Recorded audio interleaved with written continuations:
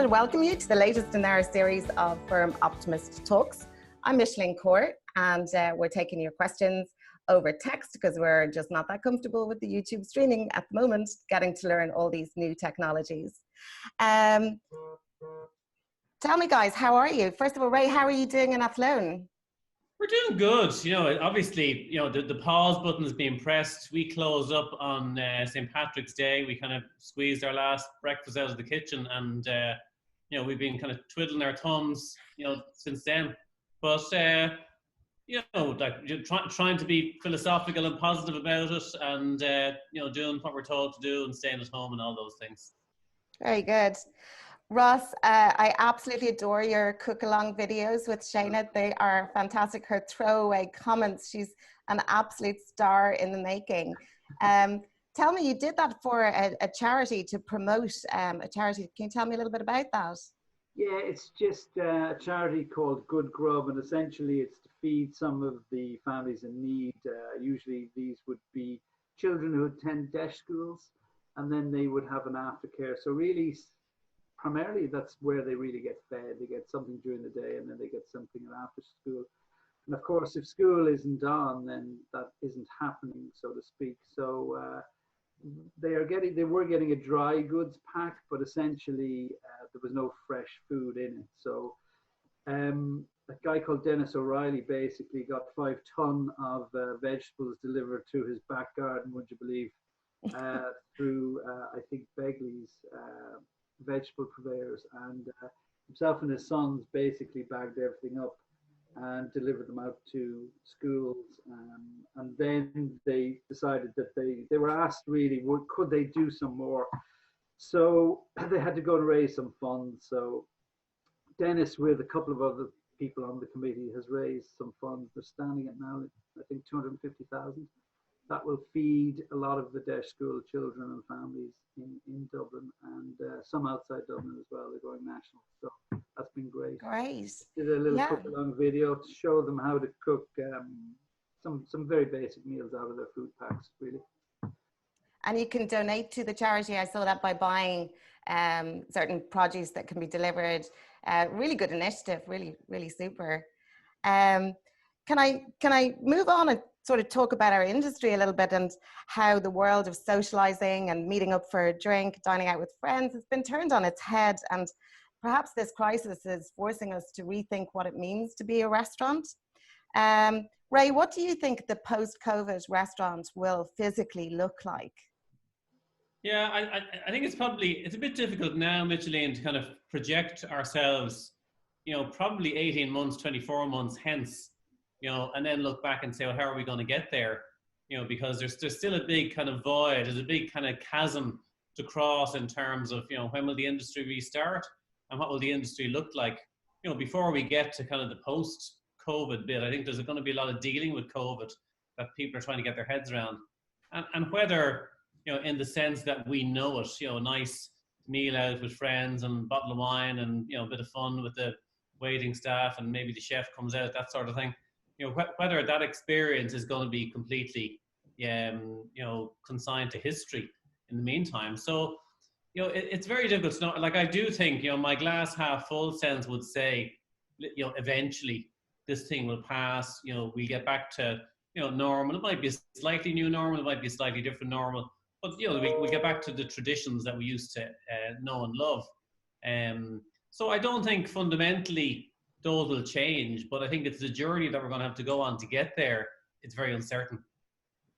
It is very uncertain. I had an earlier comment in from Fergal Lee, General Manager of the Wolseley in London, and it's just interesting to hear from him. And the big question they have, of course, is about the social distancing restrictions. He was also commenting that, you know, giving customers that sense of safety is going to be really key, and the best message they can put forward from Corbin and King is to say that you're in safe hands, and that although we're adapting our service style, you know, come out, spend your disposable income, and we're here, although the customer journey might be different. On that point, Ross, how do you feel your customer journey is going to be changed by these restrictions? Yeah, well, the first thing I'd say to you is that, this is a real contemplative period for everybody. And, we're, I suppose, kind of somewhat happily cocooned in suspended animation. So it's going from here, which is point A, to the next part of the process, which is the opening up again of the economy, which I think you can see, I think public opinion and certainly the opinion of business people is that that must happen and people must be told how and when that's going to happen, because I think there was a very famous US Navy admiral, and one of his famous sayings was, you may sail into the wind, you may sail with the wind at your back, but you can never drift. I think, human condition and our modern lifestyle doesn't condition us to drift. So I think that first of all, this contemplative period can be good. I think, there are two kind of mindsets actually in the world. One is called a growth mindset, and one is a fixed mindset. And a growth mindset is something, the next step of that is that people are optimistic, they embrace change. And a fixed mindset really, its default goes to fear and then to worry.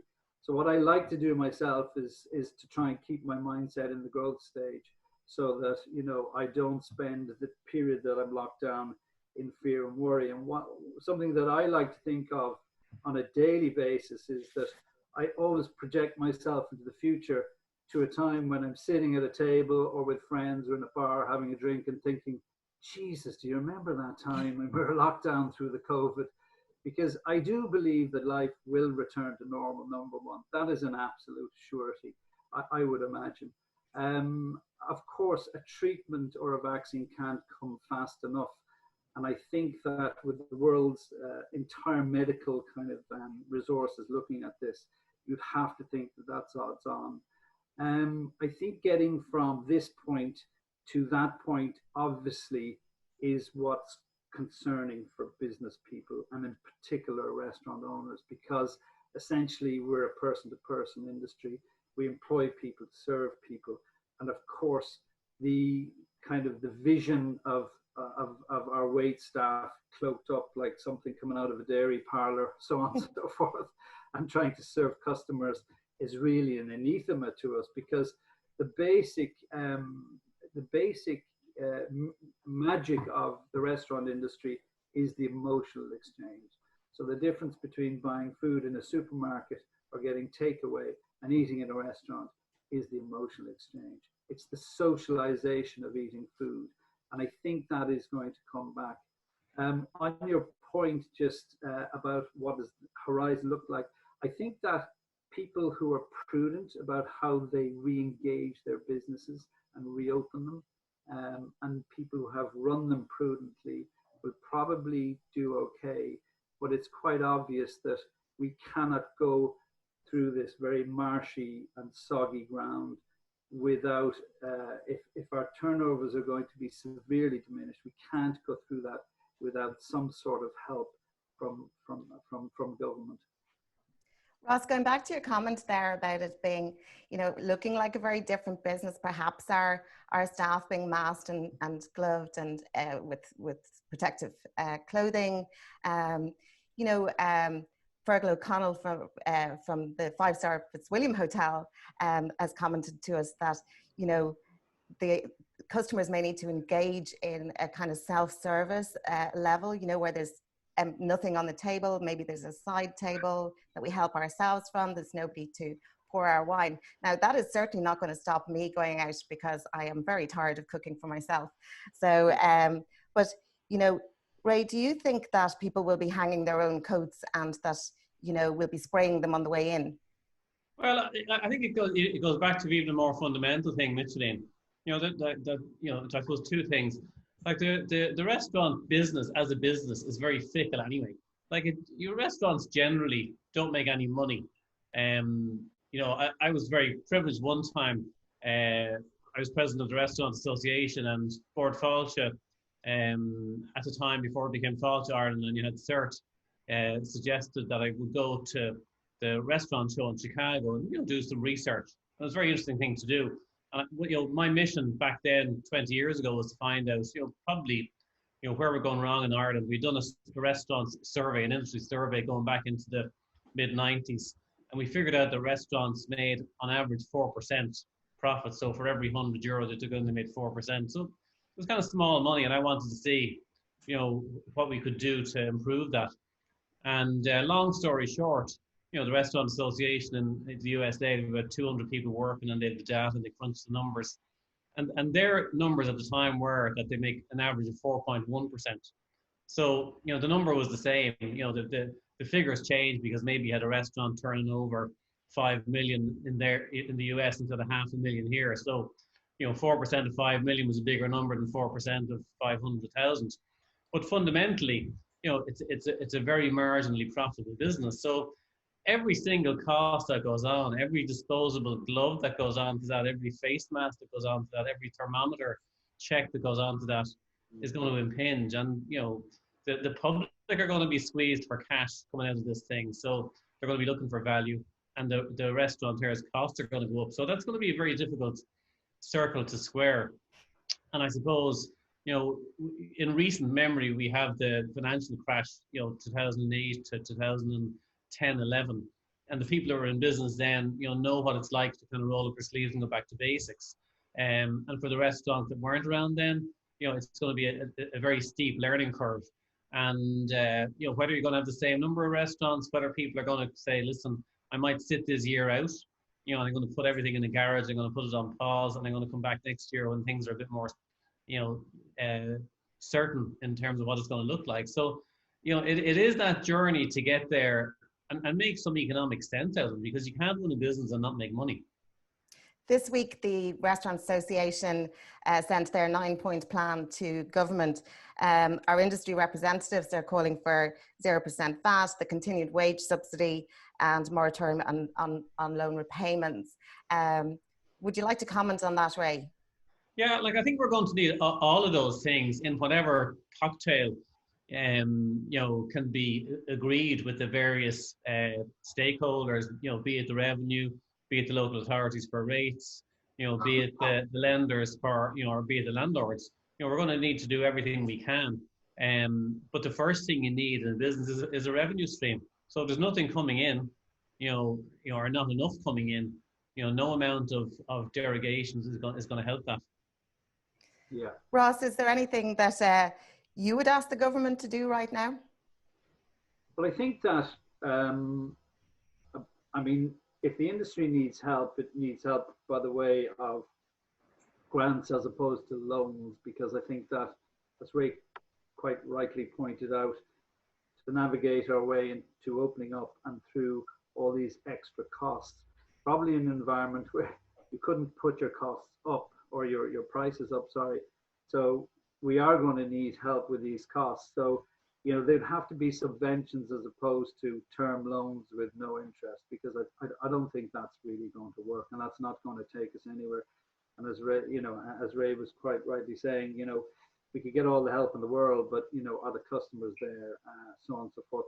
Anticipating what customer demand is going to be is tricky. Like, I know that in the centre of Dublin, I know personally from my business at this particular time of year, we're looking, at we're tourist business, international business people, conventions, conferences, theatres, concerts, and all those things that support the industry are suddenly not going to be there. So, if we could freeze frame this and open it up again to normality, then it is a case of providing liquidity for the industry to survive to that point. But that's not actually the case. So that's where real prudent planning has got to happen between the industry and government. And I think, we need to continue possibly at a step down basis, all the labour supports like the wage subsidy, and as business are affected, whatever percentage they're affected, the wage subsidy is given to you in accordance with how much you're affected, particularly, and it must support viable businesses to get on the road. It also needs kind of a step down occupancy costs. So, we need to look at sort of, can something be done with rents, rates, business insurance, utilities, and so on and so forth. So I think there's an awful lot of thinking to be done, on that front, yeah. And yet we're seeing quite a bit of innovation, aren't we? You know, with restaurants moving into food retail, gourmet takeaways, cooking from your own meal kit. I actually picked up the phone to 33 restaurants in Malahide Village last weekend. And out of that number, about 9 of them were doing delivery, 10 were doing pickup, you know. So they've pivoted their offer. And I have a question for you, Ross. This is from Katie McGuinness, food critic. And she is asking you, Ross, can you see yourself going down the meal kit or takeaway route? Or do you think it's incompatible with the integrity of the Chapter 1 brand? And indeed, I think you are doing it in Osteria Luce, is that right? Yeah, I am. We're just doing some sort of pizza and Italian takeaway, and we're going to ramp that up over the next while because it's a smaller restaurant, and the reopening of that restaurant is going to be a little more tricky, I think, than the flagship Chapter 1, where we have a bit more space and lots of kind of areas we can put people into. Yeah, it's a tricky one. You know, people are saying that, is this the new norm? I don't think it is. Personally, it's not really for me, but that's a personal decision. For me, the restaurant is all about socialization of food, and I'm in the business of helping people to socialize and providing those services, and that's kind of where I'm at.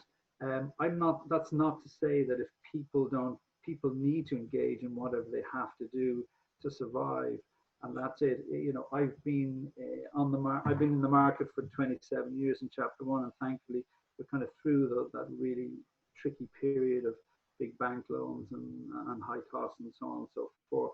So it's not a route I'm contemplating.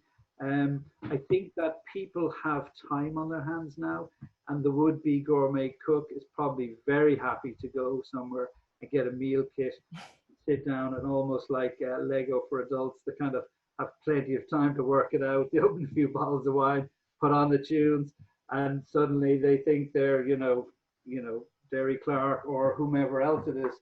So I can see that it's probably a decent product for the marketplace as we find it now. But as restaurants reopen, yeah, it's not something that I would think about doing, certainly when we reopen, because you'd be to the pin of your collar running a restaurant, not to mind running out meal kits at the same time, so on and so forth. Truly. Kicking plaster, but not a bad one. Ray, I have a question in here from Stuart Courtney at Adair Manor. With everyone staying at home and doing their part to fight the global pandemic, how are you keeping your team motivated in times of such uncertainty? Yeah, that's a very good question. And I think it is important to connect. Like the real asset in hospitality in Ireland, and in any restaurant business, any hotel business, is the human capital that's there. And we've all, anyone that has built up a business, wants to keep that going, because it's going to be hard enough to get jobs and to provide wages for people. And to be fair, the government have done a great job with the subvention. But that's going to run out at a certain length of time. So how do we keep people together? And there is that sense of family and community that's so important in the industry. So what we do here in Wynford is we do a weekly Zoom call on a Monday at 12 o'clock, and it's just for heads of department, and then each heads of department has their own kind of WhatsApp team that they keep in touch with. So we get together. Sometimes 2 or 3 people actually come in, because we still have to maintain the place. We still have to make sure the building gets aired, and all the little maintenance jobs gets done. So we spread ourselves out around a large area, and we have tea and buns, and we keep in touch with each other. So it does keep a connection going. We have a little list of kind of jobs to do. So and I imagine there's a lot of that does go on, and I just think it's important just to keep in touch with people. Like we have the time now, to communicate with people. So we just need to make sure that they're all doing as well as they can do, during the time, without being too hard on ourselves either. How are you keeping in touch with people, Ross? Yeah, we have a WhatsApp group, and I ring the core team once a week, and then sort of once every fortnight ringing, try to get to everybody. But I would say, this is a time where you can use your time positively, because we're always saying to ourselves, "Oh, jeez, I don't have the So time to busy. do that. I don't have the time to do this. I don't have the time to exercise. I don't have the time to eat right. I don't have the time to learn more about wine and so on and so forth." So it's an ideal time. And I'd say to anybody with a small business, restaurant that wants to reopen, set yourself out 10 objectives for your business for when you reopen, and think about the positive things you can do. And whether that's like, oh, I'd like to have my wait staff more informed. I'd like to know, have closer connection to the kitchen. I'd like them to know more about wine. Go and find out how you can do that, and so on and so forth. And I think those are the positive things you can. What experience? How can I make my customer experience better? Now you have time to think about those things. There are no excuses. Like we have time to kind of, catch up on our sleep, catch up on our learning, eat properly, exercise, and so on and so forth. So, if you can use this time in a very positive way, I think, that's the only way you can think, really. I agree. I think that, I'm talking to my firm recruiters every week, and it's great to see what they're doing, and they're still very connected with the industry. And I'm personally having lots of conversations, stocking up on talent for when we reopen, because I have no doubt that I'm going to be hiring. So, but talk to me about this, us being a staycation nation. Ray, probably affects you greater. I mean, we're going to be dying to walk around the lake. We want to sit out on your jetty. We want to be in large spaces. Do you see this as a really good opportunity for places like the Wineport and your Eccles Hotel and your Kerry Hotel? Yeah, to be fair, like, the Irish market, the domestic market is so important to, the outside Dublin hospitality sector anyway. Certainly, 2/3, if not more, of the entire market is made up of domestic. So, the domestic market wouldn't have a big problem, looking after the Irish market if it took a while for the tourists to come back. Obviously, there are some places, like you mentioned, Adare Manor, Ashford Castle, Hogshead, that are almost tailor-made for an international, US client, and it's going to take them a while to kind of tap into the Irish market. But our business here in Wineport is probably 98.5% domestic anyway. So we're very used to the Irish people coming down. We're very happy to have them coming down. But it's all about, it's the celebration, it's the anniversary, it's the girls getting together. So it's all those things that people, love to do, want to do in a normal environment, and want to get back to doing. So, that does give me a great boost of confidence, in terms of the recovery part of it. Once people are let move around, once the people who are cocooning,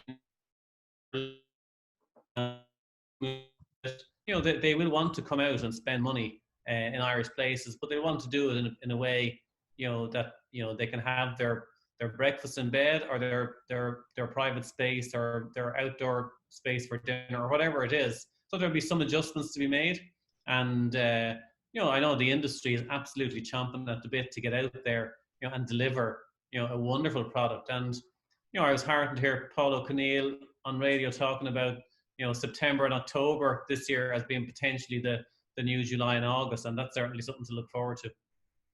Truly, absolutely. Do you think that, Ray, that, it's important how we're viewed as a destination, that if we handle this well, we'll be known to have handled COVID well, and will that bring people to Ireland quicker, perhaps, than to other countries? Yeah, like I think the state and the state authorities and the frontline workers have done an amazing job, in terms of the commitment they've given, the courage they've shown, the dedication, the speed to turn things around. Yeah, so all of that is certainly, beyond criticism. In terms of how COVID has affected Ireland, when you look at the likes of, say, New Zealand and Ireland, like Ireland has definitely been affected an awful lot more, like over 1,000 people dead in Ireland, and less than 20 in New Zealand for a similar population. So you know, I suppose in time we'd have to look back at the reasons and say, well, why did it spread quicker, and why was it more virulent here than it was there, and look at all the reasons behind that. But I do think, you know, Ireland internationally has a very strong reputation. You know, Fáilte Ireland and Tourism Ireland, like they're unstoppable in terms of the work they do to promote, you know, what we have. And I think that idea of what we have being kind of clean, green, you know, not overpopulated will definitely play in our favor. But I think the whole world economy is going to have to go through a recovery mode, and you know, it's not going to happen in 2 months. It might happen in 2 years, and it might even take longer than that. Truly, I agree. I think our industry leaders are doing an amazing job at the moment.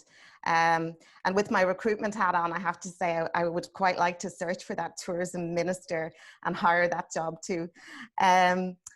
Thank you for bearing with the technology there, Ross and Ray. And my thanks to both of you for taking time to share your thoughts. Thanks for the invitation. I hope everybody enjoyed listening to this latest in the Firm Optimist series of talks, and we'll have more to come. So if you enjoyed this video, feel free to share it. And we are going to work on the tech, so stay safe and see you soon.